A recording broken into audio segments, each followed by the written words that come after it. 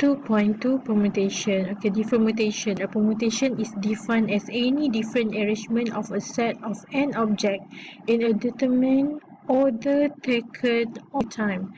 Okay, so permutation ni maksudnya kita nak buat susunan yang berbeza untuk sesuatu set of n object, kan, in order to taken all at a time. Ada kita nak pilih semua ataupun kita cuma pilih R je untuk satu-satu masa itu. Okay, so permutation can be separated into two situations such that the situation where there is no identical object.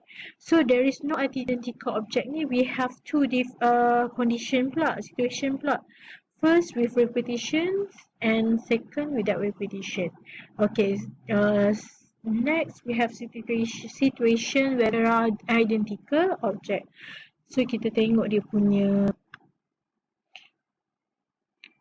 mapping. Okay, so permutation we have two, kan, tadi no identical object and with identical object. So untuk no identical object ni we have two condition pula, without repetition and with repetition. Okay, untuk without repetition ni we have two condition pula.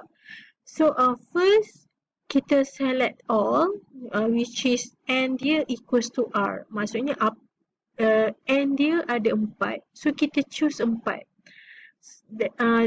That's why n dia cara nak kira n factorial. Okay, second we have r object from n object, so maknanya kita nak choose r object daripada n object. So yang tu, let's say we have 6 object tapi kita nak choose 2 sahaja, so dia akan jadi 6p2 lah. Okay, so cara nak kira dia NPR. Okay, with repetition senang je. With repetition ni sebab kita akan guna, walaupun dia ada banyak pun, kan, kita nak choose 3 pun, tapi kita sebab with repetition, so kita akan ambil kira semua lah. So dia cara nak kira dia N to the power of R. Okay, with identical object ni dia punya formula N factorial over R1 factorial, R2 factorial until RK factorial. Okay, next we have 2.2.1 permutation with no identical object lah. Okay, so theorem 1, permutation without repetition or replacement.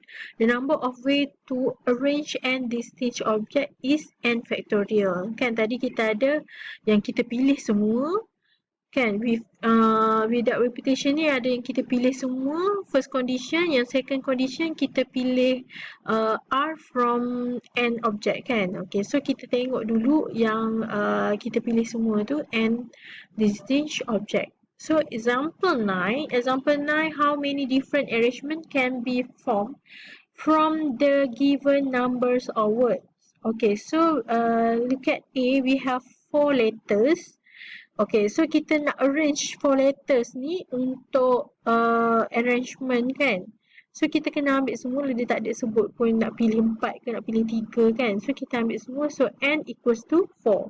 So 4 factorial lah, equals to 4 times 3 times 2 times 1 equals to 24 ways. Okay, so kalau nak mudah, macam 4 factorial ni kita tulis lah dia punya calculation, kan. 4 times 3 times 2 times 1. Kalau ada 10 factorial takkan you nak tulis, kan. Kita terus direct tekan calculator 10 factorial. So keluar terus jawapan dia lah. Macam yang 4 factorial ni kita boleh tulis lagi, kan. So dapat 24 ways. Okay, B2, 4, 5, 6, 7 we have 5 letters and equals to 5. So 5 factorial equals to 5 times 4 times 3 times 2 times 1 equals to 120 ways. Okay, untuk yang C, okay, C voice, we have 6 letters, so n equals to 6. So we have 6 factorials equals to, and 6 factorials equals to 6 times 5 times 4 times 3 times 2 times 1. So equals to 720 ways. D question, we have n equals to 8. So 8 factorials equals to 7 times 6 times 5 times 4 times 3 times 2 times 1 equals to times 1. So equals to 40,320 ways.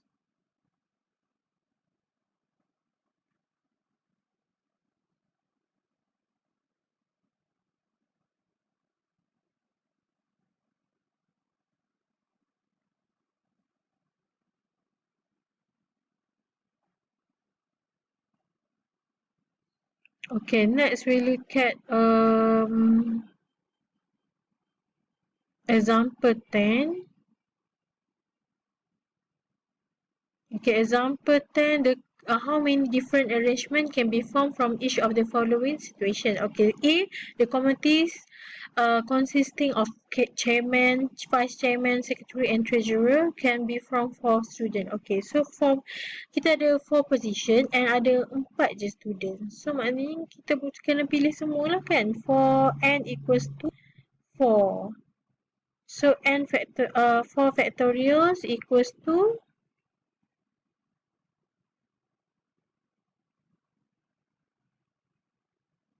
kan 4 factorials equals to 24 ways.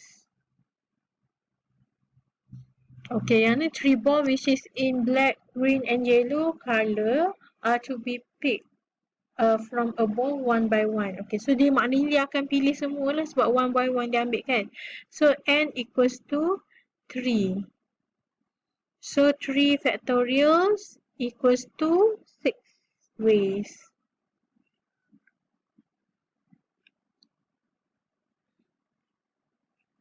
Okay, next. Theorem 2. Okay, theorem 2 ni maksudnya kita pilih R daripada 6 n objek kan. Okay. So, look at example 11. How many arrangement can be formed from each of the following situations? So, we have 3 letters taken at a time from 7 different letters. So, maksudnya n dia equals to 7. R equals to 3. So, cara nak tulis 7 P3. So maknanya 7 factorial over 7 minus 3 factorial. So equals to 7 factorial over 4 factorial. So equals to 210 ways. Okay, B, the committees consisting of chairman, vice chairman, secretary and treasurer can be from 12 students. Okay, so kita ada berapa position tu? 4. So n equals to 12, R equals to 4. Okay, so cara tulis dia 12P4 which is equals to 12 factorial over 12 minus 4 factorial, so equals to 12 factorial over 8 factorial, so equals to 11,880 ways.